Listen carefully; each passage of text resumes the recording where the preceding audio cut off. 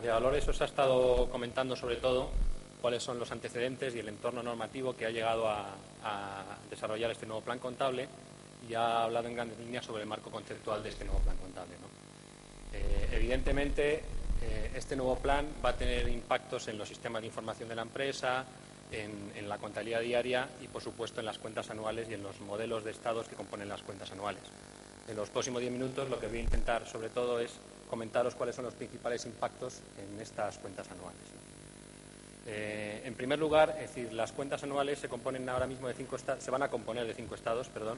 que van a ser el balance, la cuenta de pérdidas y ganancias, la memoria, hasta aquí como en el actual plan contable,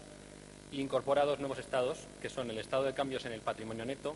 que, entre comillas, vendría a sustituir al desglose de fondos propios que se incluía dentro de la memoria, es decir, no era un estado independiente, y el estado de flujos de efectivo, que también vendría a sobrepasar al antiguo cuadro de financiación. No voy a entrar en detalle sobre las 2 partes de abajo, dado que María Dolores lo ha desarrollado más ampliamente, es decir, solo mencionar que efectivamente existen unos nuevos límites para la formulación de un balance abreviado y de cuentas anuales abreviadas y unos nuevos límites para la formulación de una cuenta de pérdidas y ganancias abreviadas que son superiores a los que había anteriormente. Es decir, en el caso de poder formularse cuentas anuales abreviadas, no es obligatorio la formulación del estado de flujos de efectivo. Balance de situación, es decir, los principales cambios que podría mencionar sobre el balance de situación, en primer lugar, un tema de denominación, donde anteriormente hablábamos de activo fijo y de activo circulante, ahora vamos a hablar de activo no corriente y de activo corriente, donde antes hablábamos de fondos propios de pasivo a corto plazo o circulante y pasivo a largo plazo, ahora vamos a hablar de patrimonio neto, pasivo corriente y pasivo no corriente. Es decir, en clasificación aparecen algunos nuevos capítulos, es decir, como podrían ser el de activos y pasivos mantenidos para la venta, que, como comentaba María Dolores, solo es aplicable para cuentas anuales completas,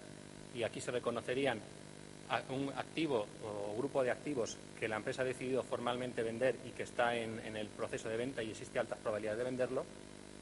Y la principal novedad sobre este capítulo es que se abre la posibilidad de valorarlos se abre la idea de valorarlos a valor razonable, es decir, un concepto nuevo sobre lo que venía el nuevo plan. Es decir, los activos y pasivos mantenidos para la venta se valorarán a valor razonable, es decir, al valor de mercado.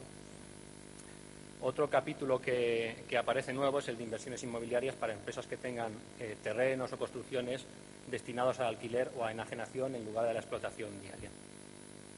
En pasivo, el principal cambio es el concepto de patrimonio neto. El concepto de patrimonio neto excede el anterior de fondos propios, es decir, va a incluir lo que eran los fondos propios anteriores, más diversos capítulos, epígrafes o partidas, como pueden ser subvenciones no reintegrables o como pueden ser el efecto de corrección de errores de ejercicios anteriores o el efecto de cambio de criterios que anteriormente se recogían contra la cuenta de pérdidas y ganancias y actualmente se van a reconocer contra el patrimonio neto.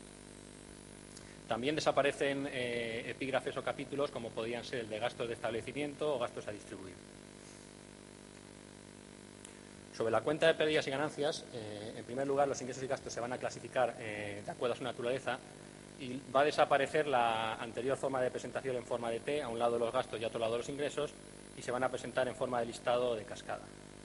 En segundo lugar, desaparecen los resultados extraordinarios y desaparecen porque la mayor parte de los conceptos que se incluían en este capítulo van a pasar a estar incluidos dentro de partidas del resultado de explotación.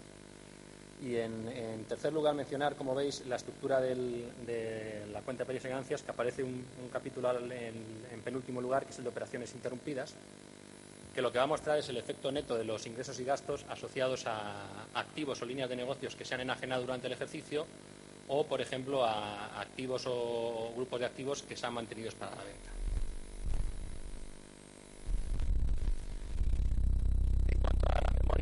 Es decir, complementando lo que comentábamos antes sobre la memoria abreviada, es decir, como regla general la información a proporcionar va a ser más extensa, en primer lugar como consecuencia de las normas de valoración,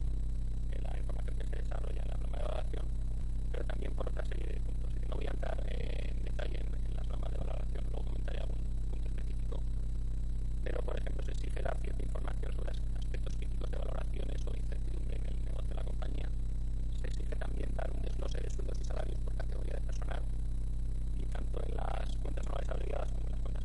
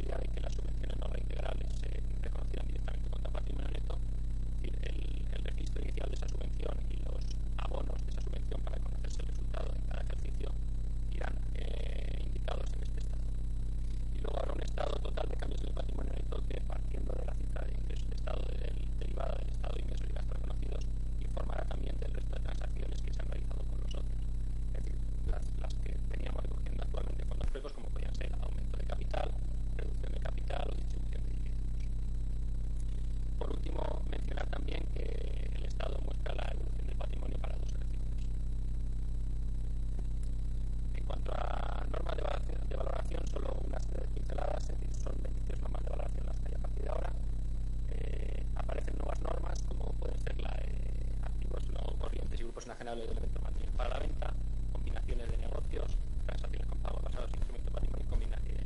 de negocios. En la mayor parte no serán aplicables a pymes. También mencionar que existe un nuevo concepto que es instrumento financiero, que lo único es mencionar que existe y que sepáis que no se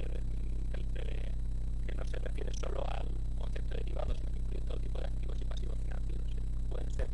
cuentas a cobrar, préstamos, cuentas a pagar, etc. Adicionalmente mencionar, bueno, antes hemos hablado de que el plan abre la posibilidad de valorar ciertos activos y pasivos a valor razonable, pero, por ejemplo, el inmovilizado material se sigue valorando a coste de adquisición, como se hacía tradicionalmente, es decir, no se permiten revalorizaciones de valor del inmovilizado. En cuanto al inmovilizado intangible, mencionar el fondo de comercio, que no se va a amortizar y se realizará un test de deterioro anualmente para ver si ese importe es recuperable, que desaparece el concepto de gasto de establecimiento y, como regla general, la mayor parte de las partidas e importes que se reconocían en este capítulo pasan a ser reconocidos en la cuenta de pérdidas y ganancias. Y mencionar el tema de gastos de investigación y desarrollo, en el sentido de que el nuevo plan contable permite el reconocimiento en la activación de gastos de investigación y desarrollo si se cumplen determinadas condiciones.